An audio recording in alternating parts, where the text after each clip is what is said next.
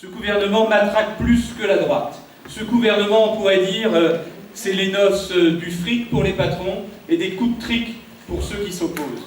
Eh bien, ce n'est pas seule la loi El Khomri qui doit être retirée, c'est ce gouvernement de droite, parce qu'il faut appeler un chat par son nom, ce gouvernement de droite qu'on doit révoquer, ce gouvernement de droite qui est illégitime, ce gouvernement de droite qui trahit, dont l'ADN même est la trahison, et qui a besoin des caresses du MEDEF pour se sentir exister, et qui a besoin d'un pins du MEDEF, 1 million d'emplois pour se sentir de l'oxygène, pour lui donner des milliards, et dont on dirait bien que Valls, chaque jour, lui chante du Jodassin, on ira où tu voudras, quand tu voudras.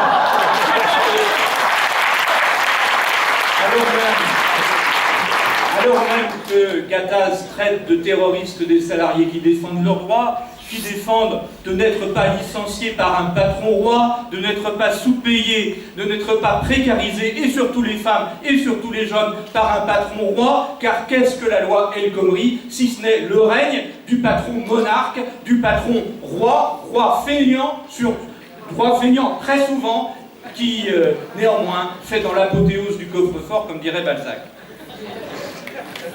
Il n'y a pas plus antiféministe que cette loi El Khomri et que l'austérité qu'impose Macron. Le pauvre Macron, interpellé par un jeune salarié, et comprenons-le, pour lui, grand choc, il ne savait pas que ça existait. Il voit que des chiffres, des abstractions, des personnes, non, des ressources humaines mises en chiffres, et puis aussi ces banquiers amis, ces communicants amis, lui qui n'a jamais été élu, s'il a été élu par les autres associés gérants de chez Rothschild. Alors, lui, Cazeneuve, Hollande parle de violence. Mais où est la violence? Sur un chantier, André a un bras broyé. Joël s'est fait amputer de 2 doigts sur sa machine. À Pôle emploi, on ne cesse de radier. Les conseillers Pôle emploi gèrent 300 dossiers par portefeuille. On dit portefeuille maintenant. Et ils sont affrontés, bien sûr, comment ne pas le comprendre, toujours à des personnes qui ne se portent plus. Donc, bien sûr, il y a de la violence au guichet. À tous les guichets sociaux empêchés de la fonction publique, il y a de la violence. Où est la violence? Où est la violence? Dans une chemise de DRH déchirée, avec un Macron qui reçoit des œufs, ils héritent ce dont ils méritent.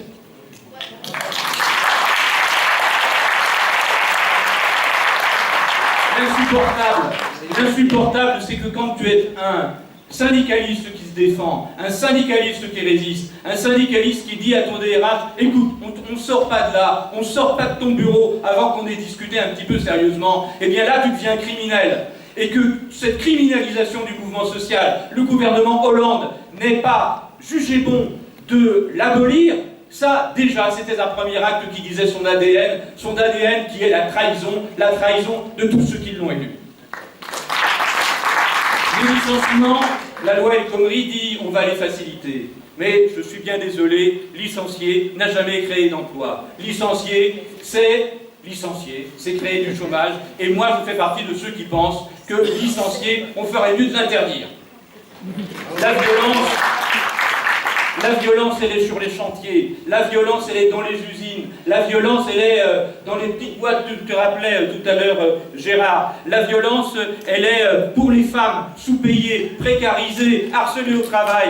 La violence, elle est aux clichés sociaux de tous les services publics.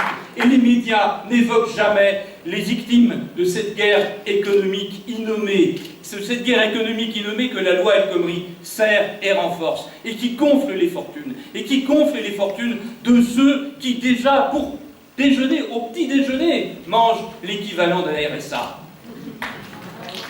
Sur ces victimes de masse de la guerre économique, silence. Sur les vies d'inquiétude, sur les colères, sur le mépris de classe, tu en parlais, tu as raison. Silence. Les vies où se soigner est un luxe, silence, silence, on fait du cash, silence, les vies brisées. Mais où est la violence? Où est la violence? Alors pour redresser l'autorité qui est chez lui une addiction, on pourrait dire presque un fantasme, Valls fait ce qu'il sait faire, il cogne. Coup de menton, du 49-3, la force des faibles entre nous, un coup de force dans la rue. Mais nous sommes là pour lui dire « Tu ne nous impressionnes pas, tu n'impressionnes que toi ». Valls, qui écrit l'histoire à l'envers ne l'écrira pas longtemps. Le plus inquiétant est ailleurs. Le plus inquiétant, c'est cette docilité des parlementaires, et notamment des parlementaires PS, abaissés, ravalés à n'être que des pantins qui lèvent le doigt, qui consentent sagement, et ce sont eux qui offensent l'histoire du mouvement ouvrier, dont théoriquement, en bonne partie, normalement, ils doivent venir.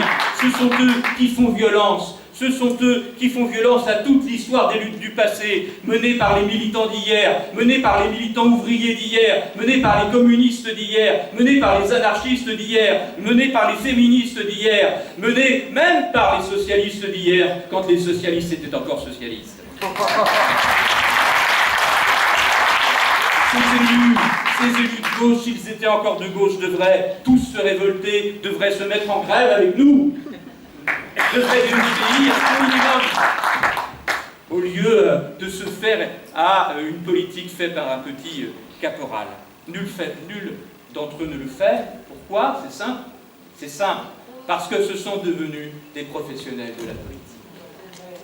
Parce que, il faut le dire comme c'est, parce que Valls et Solferino les tiennent par la barbichette de la carrière. Et voilà le grand secret, la barbichette de leur carrière. Eh bien, c'est à cette carrière qu'il faut mettre fin, et ça va arriver, j'espère, bien vite. Je voudrais terminer en disant qu'il nous faut néanmoins remercier Valls, un peu, au moins d'une chose, car il permet à tous maintenant d'appeler un chat, et à tous d'appeler des employeurs des patrons et non pas des partenaires sociaux, d'appeler leur classe qui vit entre soi, qui ne connaît aucun ouvrier, aucun employé, aucun chômeur, la bourgeoisie mobilisée, et cette mobilisation, ce combat qu'ils mènent contre nous tous, la lutte des classes.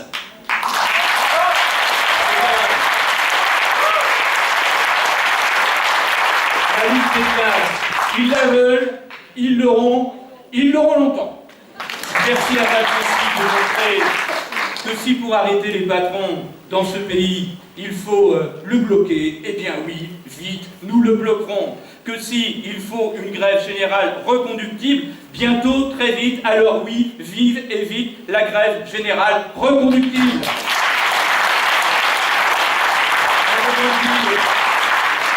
On veut donc dire merci à Valls, mais on veut aussi lui dire cette chose qui est simple et qu'il peut entendre. Valls, maintenant, va-t'en, dégage, et même on organise ton pot de départ, c'est dans la rue, c'est le carton.